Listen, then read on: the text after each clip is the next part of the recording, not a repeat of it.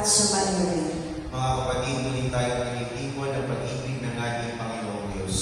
Kaya tumulog tayo sa kanyang maway puso na nagpapatawa din sa atin ng lubos. Sinugod na kapagpagaling sa mga nagsisisi, Panginoon, kawaan kami. Panginoon, kawaan kami.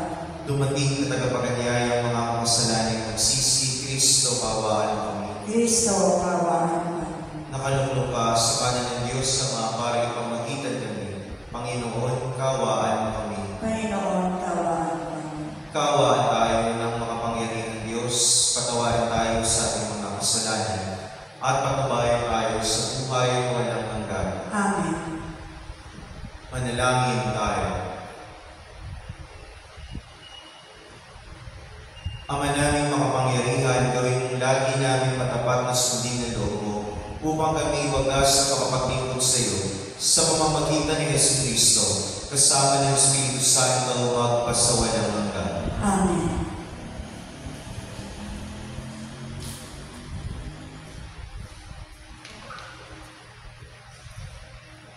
Pagbasa mula sa sulat ni Apostol San Pablo sa mga taga-Efeso.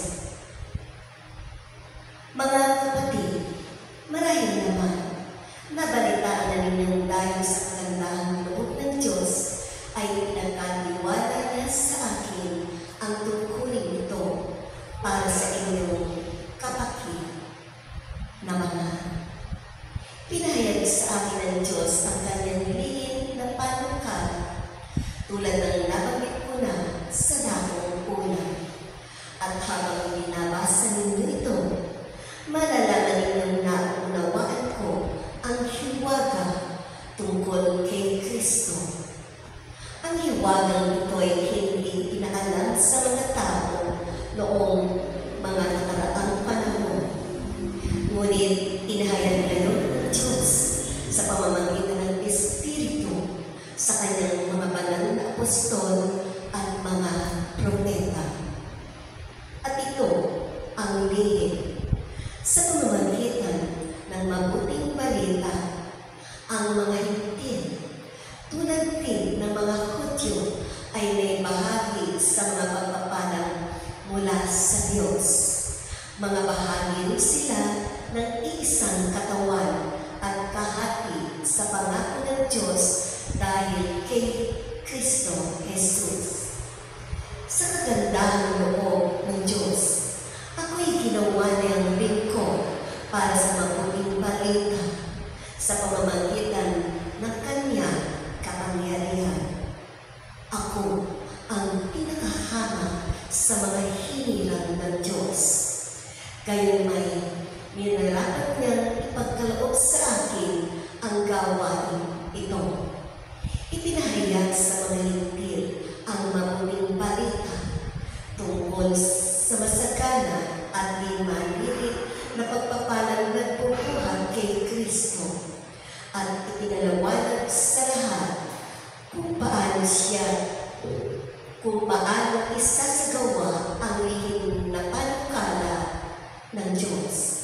Ito'y matagal ng panahong inilihim ng Diyos na lumikha sa lahat ng bagay upang sa pamamagitan ng simbahan ay maipakilala na yun sa mga pinuno ng may pagkapangyarihan noon sa kalangitan, ang walang hanggang karunungan ng Diyos na nahahayag sa iba't ibang paraan. Alinsunod ito sa walang hanggang panukala na isinakatuparan niya kay Kristo Jesus na ating Panginoon. Dahil sa ating pag-ibag-isa at pananalig sa Kanya, makalalapit tayo sa Diyos ng panatag ang loob. Ang salita ng Diyos. Salamat sa Diyos. May galak tayong sumalo sa batis ng aming lubos. May galak tayong sumanok sa batis ng aming lubos. Ang Diyos ang siyang nagliligtas sa akin. Tiwalang-tiwala ako at wala ng tibang pangamba, sapagkat ang poon, ang lahat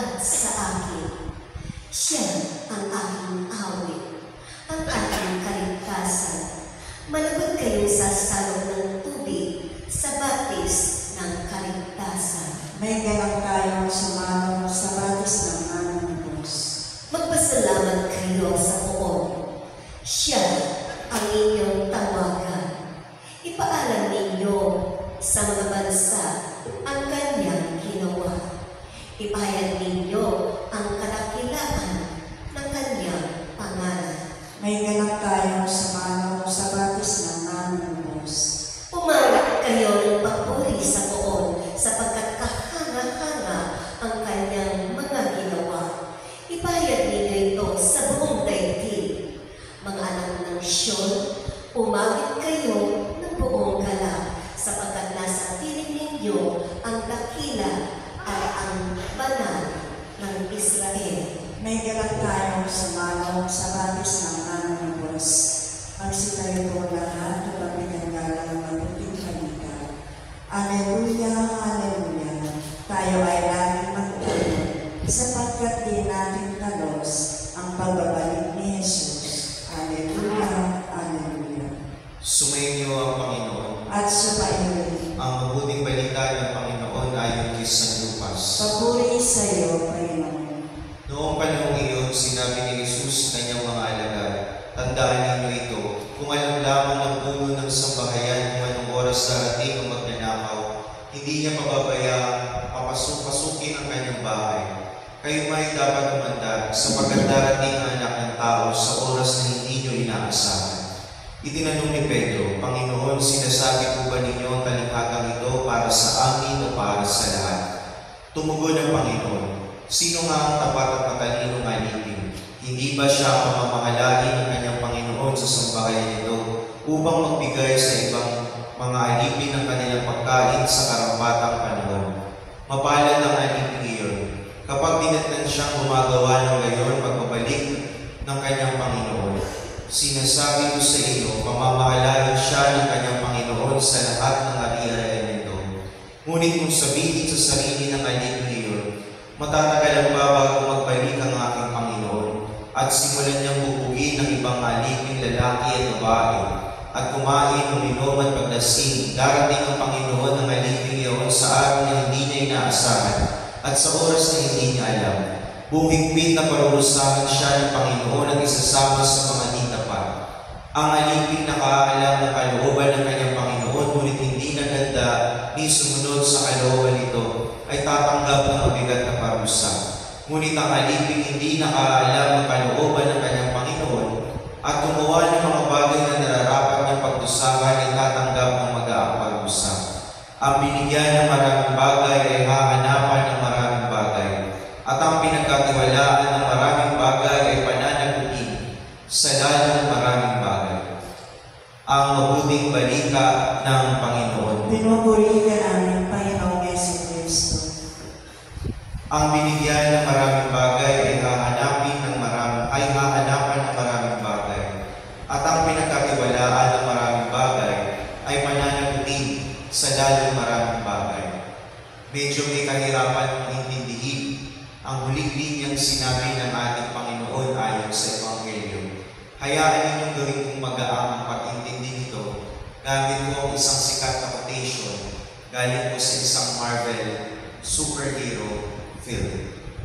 Galing po ito sa pelikula na Spider-Man at sinabi po ito ng tiyuhin ni Peter Parker na ang pangalan ay Uncle Ben Parker. Bago pumanaw ang kanyang tiyuhin na si Uncle Ben Parker, meron binitawang salita ito sa kanyang pamangkin na si Peter Parker. At ang sabi ay, with great power comes great responsibility. Yun ho ang ibig ipakahulugan ni Jesus. Ang sino mang pinagkalooban ng malaki at malawak na kapangyarihan ay siyang merong malaking responsibilidad.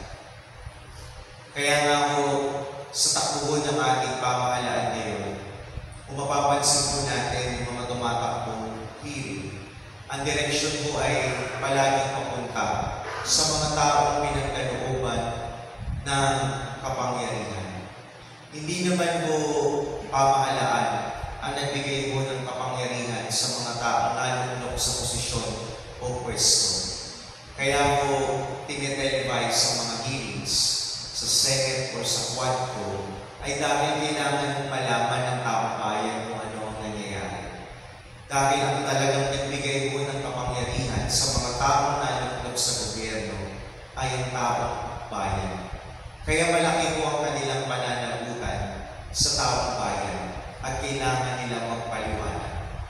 Kaya nga mo yung mga taong hindi mo nag-iisip at umuboto lamang base mo sa popularidad, pagkakakilanlan ng sino man tumatakbo, ay hindi mo marunong bumoto. Dahil hindi niya tinitignan yung accountability sheet ng isang kandidato nung siya ay naglilingkod. Importante mo ang track record, hindi lamang mo sa larangan ng banal na kasulatan, kung hindi sa larangan din po ng etika ng paglilingkod. Kaya ang tawag po sa politics ay all ethics. Dahil tinitignan mo natin kung paano sila mag-behave where they are in power. Because we have given them so much responsibility. Hindi lang naman din po ganun ang takbo hindi lang naman po ganito ang takbo sa larangan ng politika. Kahit sa simbahan po, malaki rin ang mananagutan ng pari. Ang mga pari ay pinagkalooban ng simbahan ng kapangyarihan. Kaya nga po doon sa revised penal sanction of the Church, way back 2021, if I'm not mistaken, ayon po sa motu proprio na pinalabas po ni Pope Francis, Pascite Gregum Dei, ang mga pari po ay mayroong pananagutan sa simbahan. Pwede rin po kami kasuhan at ilitigate according to the norms of the Church. At sino po magsasabi nito sa simbahan? Ang mga tao pinaglilingkuran.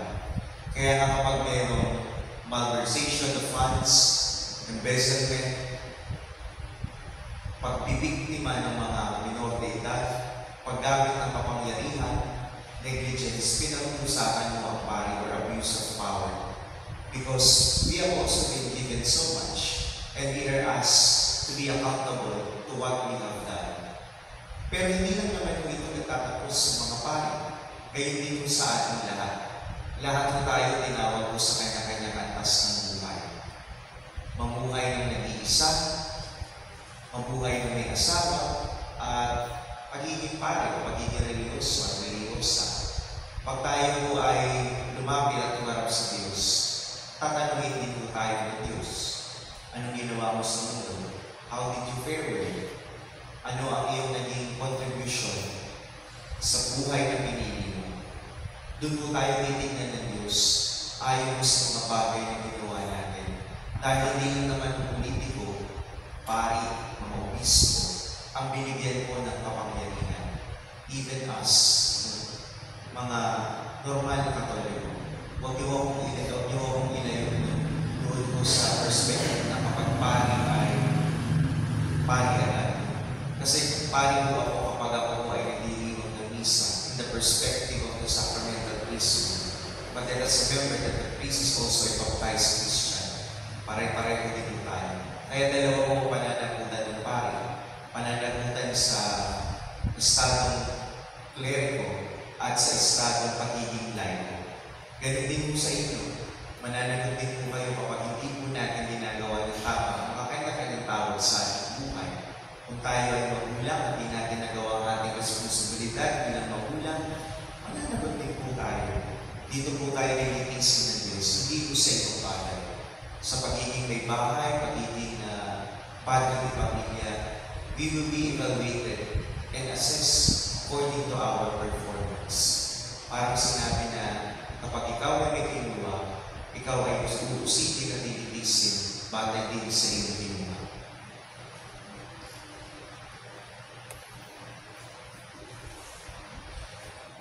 Manalig tayo sa Diyos sa mga kapanginilalaan natin sa Kanyang ating mga pangangailangan at mga pagkabalisa sa buhay. Sa bawat panalangin ng ating itutugon, bigyan lakas ng pangisa ang paglilingkod sa iyo, Panginoon. Bigyan lakas mo kami sa aming paglilingkod sa iyo, Panginoon.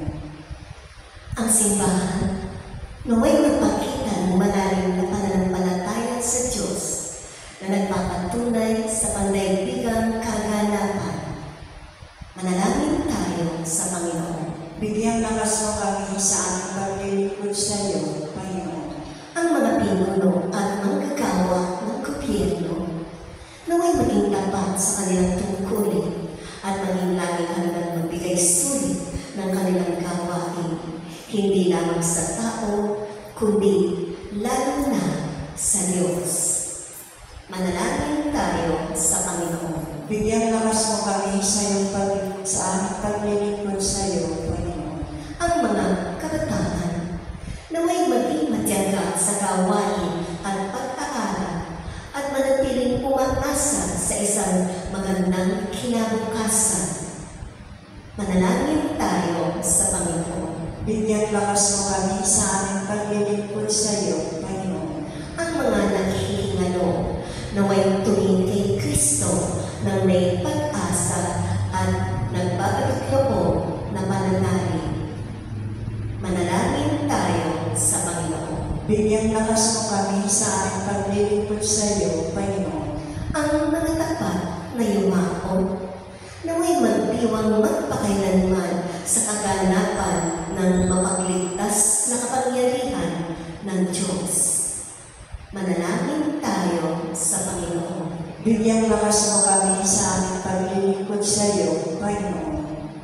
Panginoon, sa iyong karunungan nalalaman ng oras at ng araw, umunaw ang hayaan at isarado ng aming mga puso sa iyong pagdating sa hindi ng aming pinagkakabalahan. Hinihiling namin ito sa pamamagitan ni Kristo ang aming Panginoon. Amen.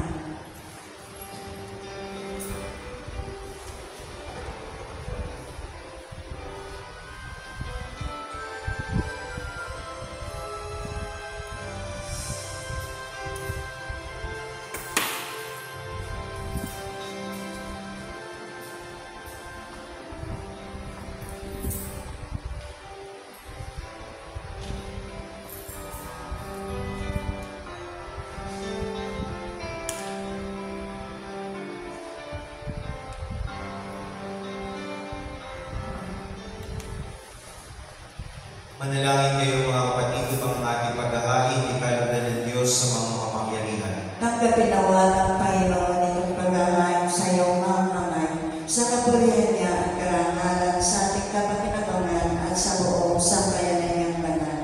Ama namin na mikha ay pagkaloob mong ikaw ay aming kusang mapaglingkuran. Sa paghahain namin ng mga alay na iyong bigay upang kami talisayan ng iyong pagmamahal. Sa paglilingkod namin ngayong ginaganap ang banal na pagdiriwang. Sa pamamagitan ng Yesu Kristo, kasama ng Espiritu Santo, magpasawalang hanggan. Amen. Sumainyo ang Panginoon. At sumayin. Itaas sa Diyos ang iyong puso at diwa. Itinaas na namin sa Panginoon. Pasalamatan natin ang Panginoong ating Diyos. Marapat na siya at kasalamatan. Ama namin makapangyarihan, tunay ang marapat na ikaw ay aming pasalamatan. Sa iyong paglinang pagkagandang loob at tao nilikapang pinangangasiwa sa sansinuko. Sa hangad mo siya iwas ng lubos, siya pinagdusa mo sa kanyang pagtalikod. Sa iyong pag-iliw iyong ipinaintulot na makabalik siya sa pamamagitan ni Kristo Jesus. Kaya kaysa ng mga anghel na nagsisiawit at papuri sa iyo, nang walang pagpayo sa kalangitan, kami nagbubunyi sa iyong kadakilaan. Santo, Santo, Santong Panginoon Diyos na makapangyarihan, napupuno ang langit at lupa ng kalwalhatian mo. Hosana sa kaitaasan. Pinagpala ang alay nito sa ngalan ng Panginoon. Hosana sa kaitaasan. Ama namin banal, ikaw ang palatan ng kabanalan, kaya sa pamamagitan ng iyong Espiritu, gawin mong banal ang kaloob na ito, upang para sa amin ay maging katawan at dugo ng aming Panginoong Yesu Kristo. Bago niya pinagtiis ang kusang loob na maging handog, hinawakan niya ang tinapay, pinasalamatan niya, pinaghati-hati niya iyon at iniabot sa kanyang mga alagad at sinabi, tanggapin ninyong lahat ito at kain. Ito ang aking katawan na ihahandog para sa inyo.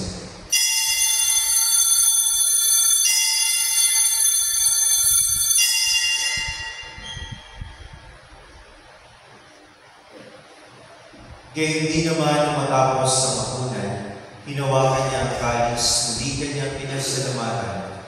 Iniabot niya ang kalis sa kanyang mga alagad at sinabi, tanggapin ninyong lahat ito at inumin. Ito ang kalis ng aking dugo ng bago at walang hanggang tipan. Ang aking dugo na ibubuhos para sa inyo at para sa lahat, sa kapagpapatawad ng mga kasalanan. Gawin ninyo ito sa pag-alala sa akin.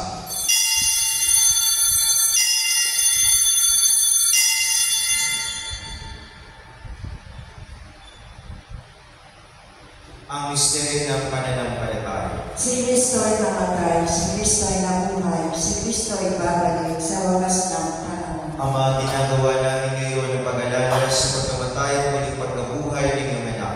Kaya inihalay namin sa iyo ang tinapay na nagbibigay buhay at ang kalis na nagkakaloob ng kaligtasan. Kami nagpapasalamat dahil hindi yung minarapat na tumayo sa harap mo para maglingkod sa iyo. Isinasama namin kami magsalo-salo sa katawan ng dugo ni Kristo ay mapuklod sa pagkakaisa sa pamamagitan ng Espiritu Santo.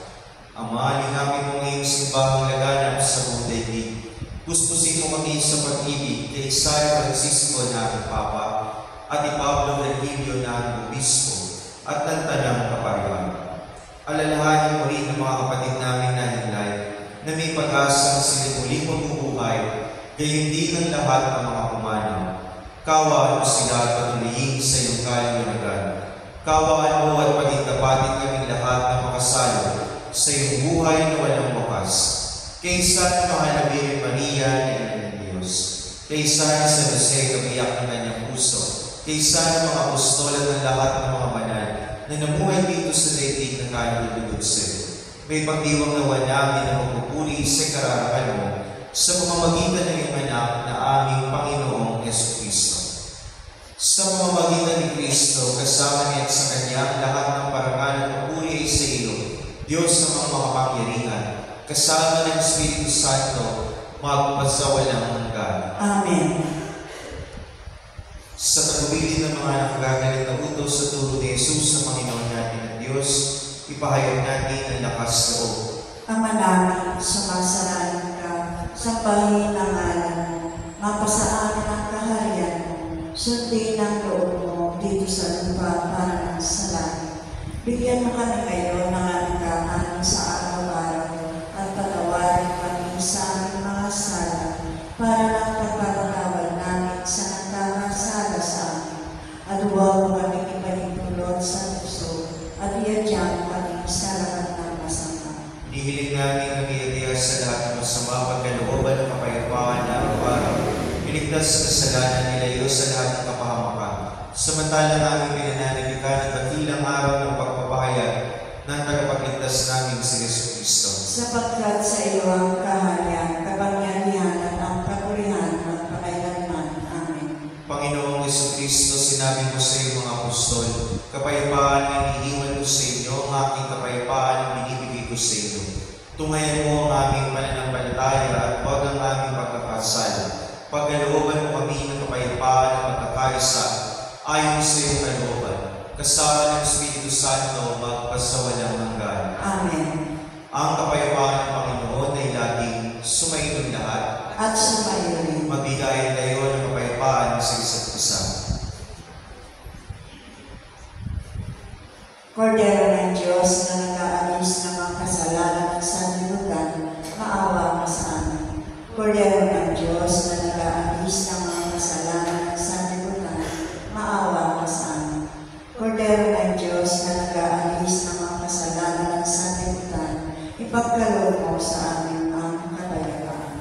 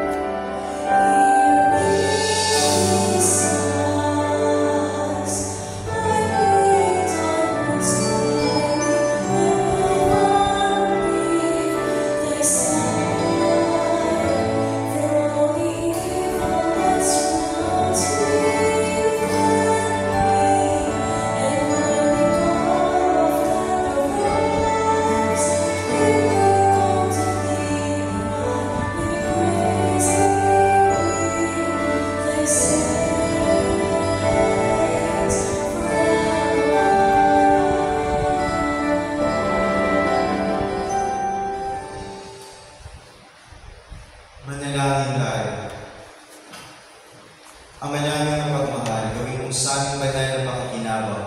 Kami ngayon ay iyong matulungan at mahubog para mamuhay sa kalangitan.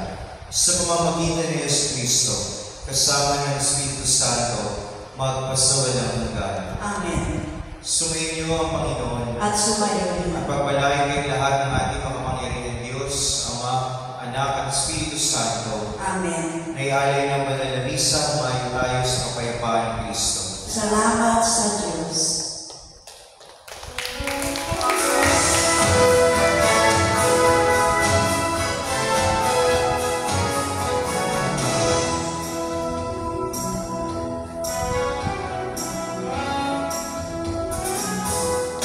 Among women, and blessed is the fruit of thy womb, Jesus. Holy Mary, Mother of God, pray for us sinners, now and at the hour of our death. Amen. To the Father, and to the Son, and to the Holy Spirit, As it was in the beginning, is now, and will be forever. Amen. the luminous mystery